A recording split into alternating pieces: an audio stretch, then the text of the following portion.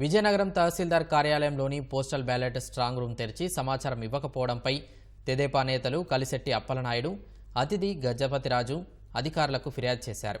గురువారం తహసీల్దార్ కార్యాలయం నుంచి కలెక్టరేట్కు పోస్టల్ బ్యాలెట్ తరలింపుపై ముందస్తు సమాచారం ఇవ్వలేదని తెలియజేశారు.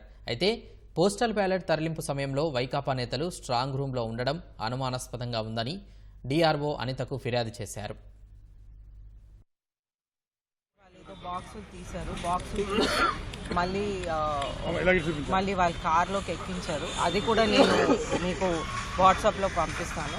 ఆ కార్లో ఎక్కించి మళ్ళీ ఆ కార్ ఫాలో అవటం అయితే వీళ్ళ కారే మళ్ళీ ఫాలో అయ్యింది. అక్కడ ఒక పోలీస్ అతను ముందు సీట్లో ఎక్కాడు, అంతే. ఆ విధంగా భద్రతలో తీసుకొచ్చారు.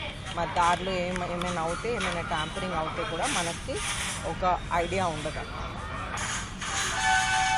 చూడండి, మనం ఇప్పుడు కంప్లైంట్ ఇచ్చాము, ఇలా జరిగిందని. నిన్న కూడా మనం కంప్లైంట్ ఇచ్చాము, ఎలక్షన్ కమిషన్ కూడా మనం పంపించాము. అది పంపించాక ఆ విండోస్ అయితే సీల్ చేయటం ఇప్పుడు చేస్తున్నారు. ప్రాసెస్ త్వరలో పూర్తవుతుంది. ఇదైతే తరలించడం అయితే ఇది కరెక్ట్ పరిస్థితి కాదు. ప్రజాస్వామ్యంలో చాలా కీలకమైన ఘట్టం ఎన్నికల కమిషన్, ఎన్నికల నిర్వహణ అనేది అధికారులు కోఆపరేట్ చేస్తారని మేము కూడా ఎక్కడ కూడా మేము వారు ప్రతి సమావేశాన్ని మేము క్యాండిడేట్లను కానీ జనరల్ ఏజెంట్గా రావడం జరిగింది. కానీ పోస్టల్ బ్యాలెట్ విషయంలో కనీసం సమాచారం ఇవ్వకుండా, ఎవరికి సమాచారం క్యాండిడేట్స్కి ఇవ్వకుండా వారు చేయడం దుర్మార్గమైన పని, చాలా దురదృష్టకరమైన సంఘటన.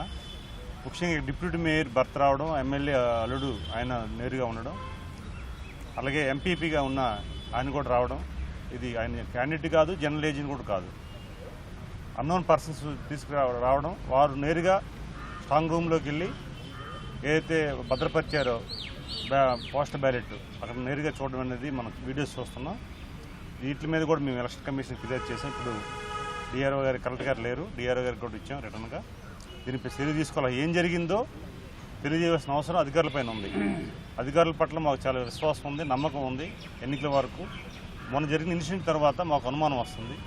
అందుకు దీనిపై ఖచ్చితంగా వారిని ఎవరిని ఇవ్వాలి, దానిపై ఏం జరిగిందో చెప్పాల్సిన అవసరం ఉందని తెలియజేసుకుంటున్నాం. దీనిపై మేము కూడా